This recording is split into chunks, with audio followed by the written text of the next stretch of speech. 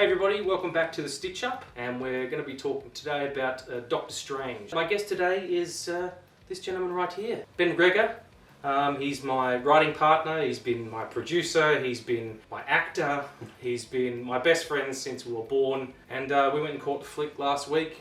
Sat down, it was the first time we've been to see a movie together in about 20 years. It's been a long time. Give you a quick catch up of the story though. There will be some spoilers. So you've got Benedict Cumberbatch, or as we lovingly refer to him as Bandicoot Splish and Splash? he plays Dr. Stephen Strange, a very arrogant, prophetic neurosurgeon. He has an extremely serious car accident in which his hands are mangled, so he can now no longer perform the surgeries. He goes through all these different procedures to try and have the problem fixed, and nothing ever comes of it. During the rehab program, he hears about someone who was miraculously healed by going to the Far East and training with mystical yogis. He goes there, doesn't really accept what they have to say at first, but then sees that they are working with higher powers, and he actually starts undergoing training to fix his hands, but he sort of comes into this vanguard of other sorcerers who protect the universe. At one point, one of the characters says, the Avengers safeguard the world from physical threats. The Sorcerer Supreme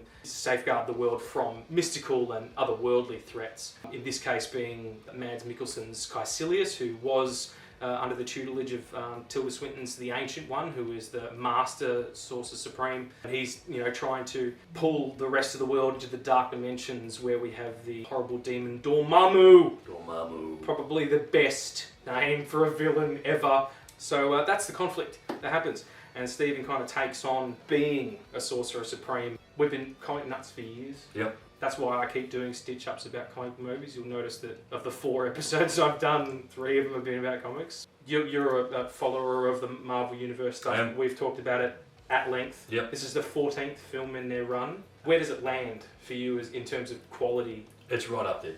The story being an origin story, I know it reasonably well. Yeah.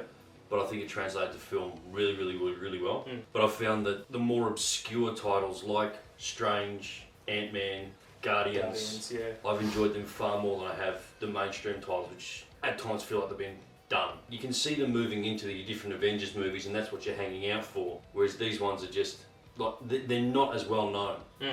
Benefit Dumbledore. Yep. I think he means Benedict Cumberbatch, but we know who he means. He said in the recent article that he was able to walk around in his full get-up, and people would recognise him as Benedict Cumberbatch, but not as Strange. Yeah. Which he found really cool because he could just build that character from. But he's amazing. He's brilliant. But he's good in everything. Yeah. I cannot remember a single thing that I've seen him in that I didn't like. And he does bring a real weight to this role that you wouldn't necessarily get from Brad Pitt or a Johnny Depp or someone like that. He doesn't. The reason he has gravitas is because he's such a great actor. The only thing I found with it was, watching a movie like this in Australia where we still have quite a heavy BBC presence. Yeah. You're so used to him being English. Yeah. That the American accent was almost jarring for who he is. Yeah. But still believable. I mean, the character itself is kind of unlikable at the beginning, but because he's so good at what he does, but he's does legitimately care about other people. Rachel McAdams plays one of the night nurses actually, who are part of the Marvel canon. They're the Rosario Dawson's character in Luke Cage and the Daredevil TV series. The night nurses are the medical professionals who help superheroes. It's kind of a quasi-romance. There was something there in the past, but then it just becomes a newfound respect for him, and him for appreciating her. Him almost finding his humanity and understanding why she works in the ED instead of being a specialist and all this kind of stuff. And being a kind of just a dick about being a surgeon in the hands of God kind of way more of a character growth. Yeah. People are saying, oh, it's just like Iron Man. And yeah, it is in the sense that it's an arrogant American getting his comeuppance a little bit and then using what happens to him to then change the way you think about the world and how you want to live in it and maybe do some good. But still, Strange and Stark, aside from being egotistical and arrogant and all that kind of stuff, is very different characters. Apart, yeah. Very different characters. Benedict Wong as Wong. I just go to him because I really love what they did with this character. There was this huge backlash about whitewashing, which has been happening a lot in other films. Gods of Egypt, which was set in Egypt, but it was all mostly white cast. And there's this whitewashing thing, and I totally get that what they're trying to say. And they did it with Doctor Strange as well. They're saying, oh, it's whitewashing. There's all these Asian influence roles, but there's no one Asian playing them, or for whatever reason. What about inclusion, all that stuff? And I understand the point. It was fairly inclusive. The Ancient One is played by Tilda Swinton, who is an Asian but is a woman. Historically, that character's always been a man in the comic books, as far as I understand. Baron Mordo, who's played by Chiwetel Ejiofor, is in the comic books. He's not black. He's a white man. Wong, who's played by Benedict Wong, who is an Asian actor. In the comics, and even in the most recent run, Wong does play a bigger role, more significant role as a mentor as well. But he's traditionally a servant. Yeah, he's the librarian, but he's also Doctor Strange's cook and cleaner.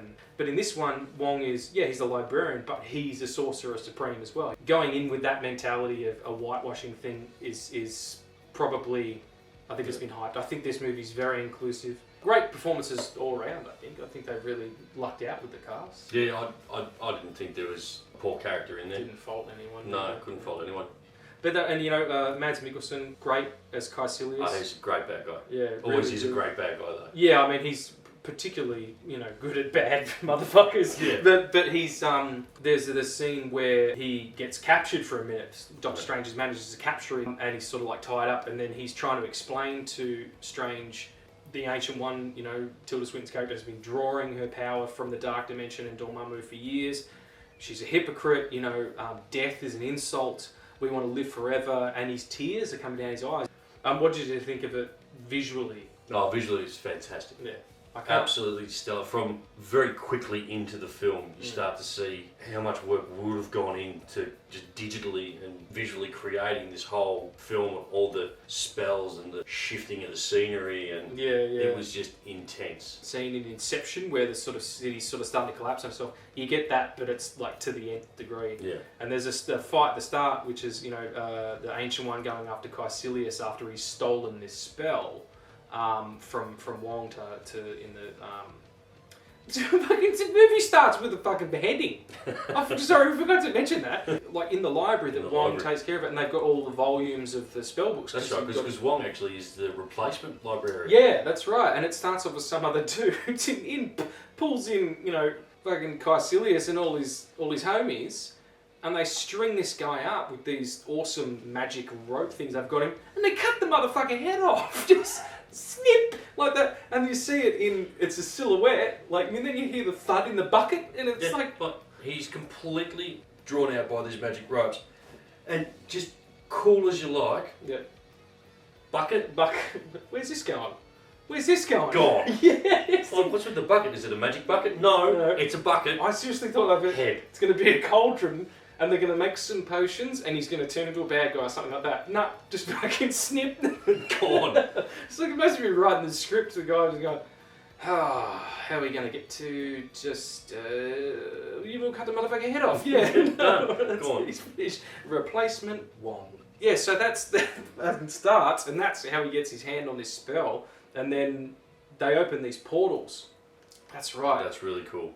Where they've got a ring, which is a sling ring. Sling ring, yeah. It's kind of like looks like a plate of metal, and it goes over 2 fingers, and they use it to then do this, and they think really hard where they want to go. They do that, and then they jump through this portal in time, and they end up where they wanted to go. Really clever story device. Really clever story device.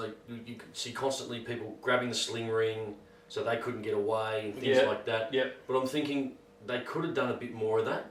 There could have been some really cool sleight of hand stuff. Yeah. No longer have the sling ring and all this kind of stuff. Yeah, There could have been some really cool in like that. More sort of magician-y than sorcery. Yeah, a little bit like that. I mean, That's dope, man. This guy should be a writer. I tell you. Oh, wait a sec. Is it Marvel? Are you listening, Kevin Feige? Is that his name? I'm going to run with that. Feige? Fagan. Fagan. I don't know what it is. He's got to pick a pocket or two. He does. He's Fagan. Kevin Feige. Feige. Sure. Fagan, get this cat on board. I'm telling you. I'm down. He could ride the shit out of some Black Panther. So anyway, back to the sling rings, and they're using the sling ring, and they sort of jump through time, and Tilda Swinton follows them, and that's the first time you see this, where the world's kind of twisting in on itself, and they're using the manipulation of the scenery to kind of stop each other and like twist the walls so that, you know, there's that great fight where they're sort of jumping and spinning, and she's like pulling this bit back so a bit of the scenery hits the guy and then he falls. And that's the first time you hear her referred to as hypocrite. Yeah, that's right, yeah. Because that power itself comes from Dormammu. Dormammu, yeah. And that's good setup too. That was really succinct script writing. The magicians basically, the sorcerers rather, they kind of put the world in a safe box, which looks like sort of shards of glass almost, reflecting, you know, shapes differently. But it's like a protective field where whatever's happening inside that sphere of influence doesn't affect the outside world. Yeah. So, you know, regular humans aren't seeing this and going, oh fuck. There is a plot device where Caecilius and his zealots get the power of Dormammu and they can work outside that sphere. But they're also now being able to move the physical realm. Yeah.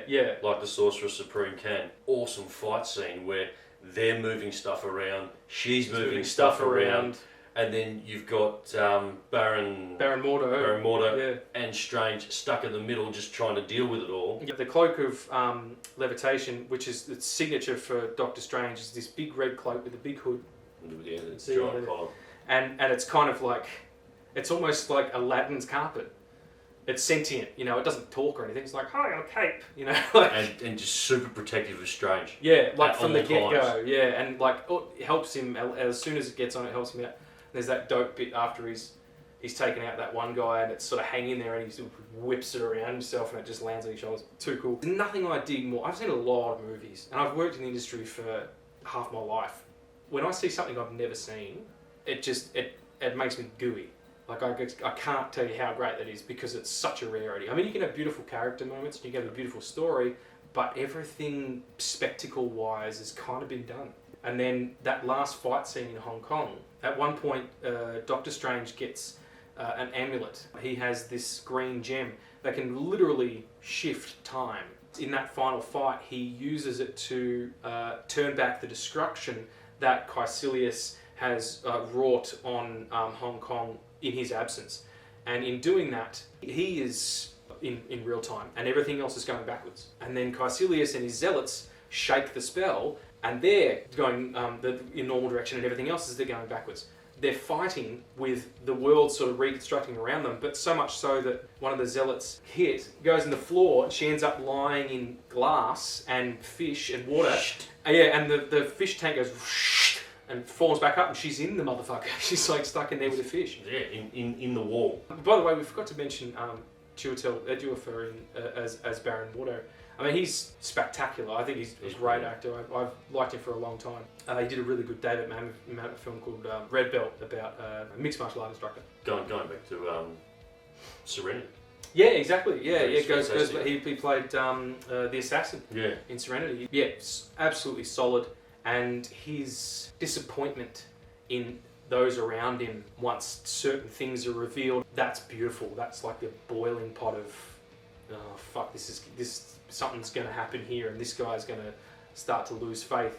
And what happens when you lose faith in something is that you get angry at it. It's sort of psychedelic moment in Doctor Strange where Tilda Swinton's kind of, as the Ancient One, sort of hits him out of his body and he becomes his ethereal form, and he sort of warps through time and reality and here and that. Just amazing visuals. And great. Ripped straight out of the Stan Lee, Steve Ditko books. On paper it's wild, but when it comes to life it's so awesome. So all in all, visually spectacular. This is the second film to come out with Marvel's new banner. They're now such their own filmmaking entity. Yeah, Marvel Studios. It's like the big rising score and they're showing clips from all their movies, and you're just like, fuck, they've really, and it's not even been that long. Yeah. They've come a long way from having to sell Spider-Man to Sony. Yeah. Exactly. You know, just to get a movie out. Yeah, exactly. And that was like start of this year when I did the very first stitch up. It was 10 years to the day that Iron Man came out. Yeah. 14 films in 10 years. Like that's impressive by anyone's standard, especially if you're focusing on them all being connected.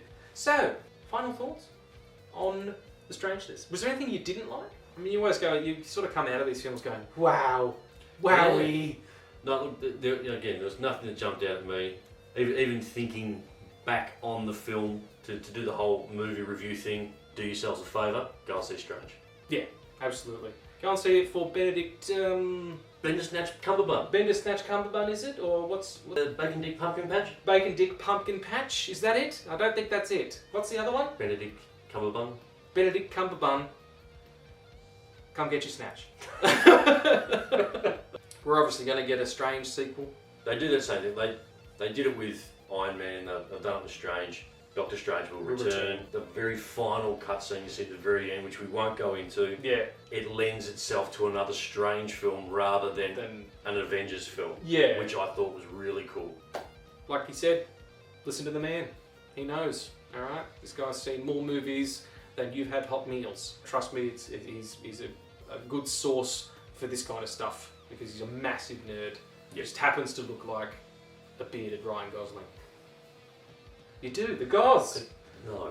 Come on, anybody out there in the comments? No. Seriously, I want to kiss you in the rain and fight about stuff. Nobody has ever accused me of looking like I'm airbrushed. That's it. We're going to come to a close now. Check it out. Let us know what you think. If you enjoyed it, if you don't agree, tell us why. You know, what do you think about the film? That's what it is about. This is a conversation. It's a back and forth.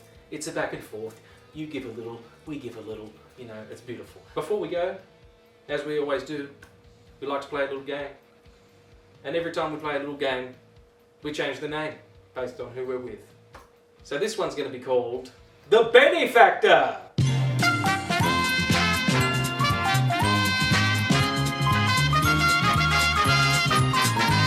Hey everybody, welcome to The Benny Factor. I'm here with Ben McGregor. Hey Ben. Hi Regan. How you doing? I'm good, you? I'm great. I'm so glad I'm here. Hey, I've got my exercise book. It's a new one because the last one I left at Hugo's. We're going to put some points up down the bottom here and see how the gentleman does. And if he does well, I'll let him finish that beer. Just finish it now. Or you can finish it now. Question 1. In what year did the character first appear in comics?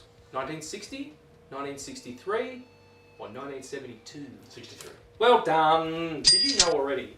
Did you do hand signals? I just did 63. It's in baseball, motherfucker. Don't listen to him. I want you to steal third. What are Benedict Cumberbatch's fans called? It's a good one too. Yeah, he was talked about. They're doing press for Star Trek Into Darkness. And him and Chris Pine were talking about Chris Pine has got pine nuts. That's his group of fans. And Benedict Cumberbatch has the... Oh, it escapes me. Cumber Bitches. The Cumber Bitches, that's right. Which is dope. He felt bad about it. He's such a nice dude. He felt bad about saying it. I remember seeing this fantastic bit of footage where he was being interviewed for The Imitation Game with Keira Knightley. But the camera was rolling, but they hadn't... they were still getting made up. And the interviewer said to Keira Knightley, "You look a bit worn out." And he's like, "That's a really horrible thing to say to one of the most beautiful women in the world." And Keira Knightley came back with the epic, "Yeah, fuck you." Chiwetel Ejiofor plays Baron Mordo. But in what film did he appear as a master assassin? Serenity. Serenity! Okay. Let's not get into the Firefly conversation. No, that's good. It still hurts. Yeah, I know. It still hurts. You'll see 2 grown men cry. And the Kardashians have got another season. Oh no, there is no justice. That's some Doctor Strange changing the universe shit. That's Dormammu at work.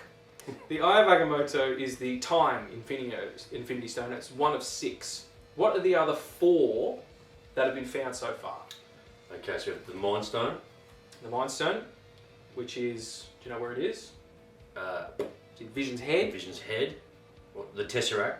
The Tesseract, yes, which was from what started out in Cap. In Cap 1.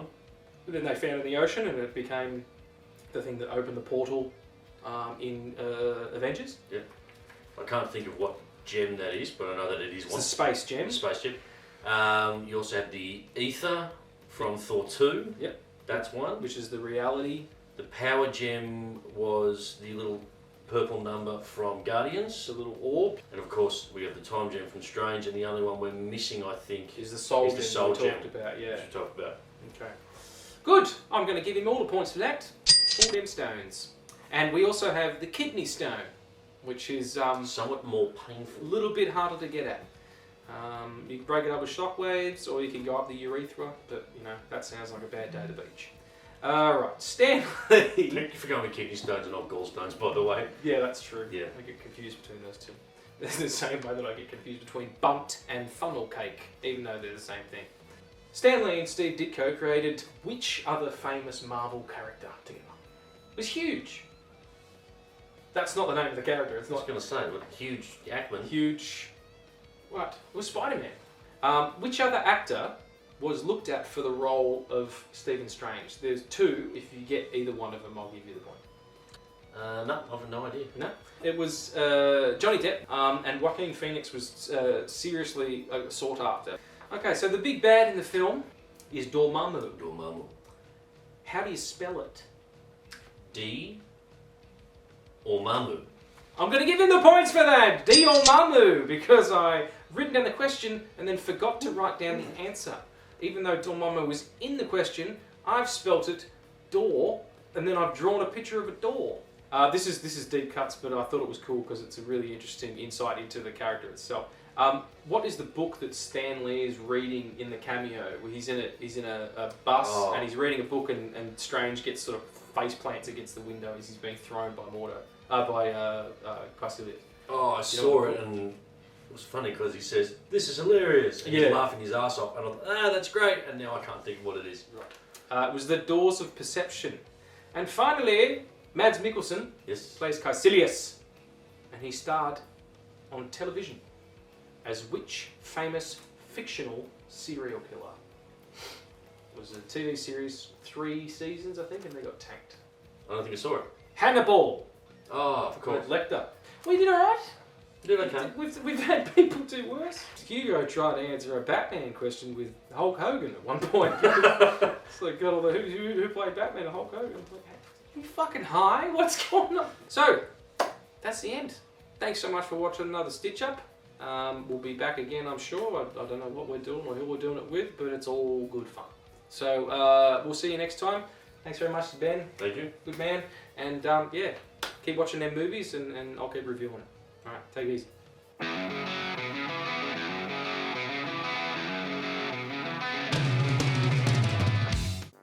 Ben the Donald Cumbertrump. Bacon Dick Cucumber Patch. What the fuck is it? Sorry. Wait, hang on. It's alright, it's alright. Bacon Dick Pumpkin Patch. Better Couch Comfortable. Benedict's Cumber Nuts. Can't hold that one. Benadryl Cumber Trash. You got a tear in your eye. So Benefit Dumbledore. That one, I got it. It's a nice biscuit that doesn't exist. Benelite Cumber Switch. Benedict Lumbersnatch. And of course, Bender Snatch. Bender Snatch. Bender Snatch. It's just like it goes in and then up. Benedict, what is it? Bender Snatch Cumber Bum. Bumbledick Cucumber Patch. Butterscotch Comfortable Pants. Now we're going to turn to camera and say it right. Say his name right. Okay. Great. 1, 2, 3. Benedict Cumberbatch. Got to do it together. Fuck you. Timing. On 3. Okay. Benedict Cumberbatch. On 3 or after 3? On 1, 2, 3. Then we turn. After 3. After 3. On the 4. Fuck. Benedict Cumberbatch.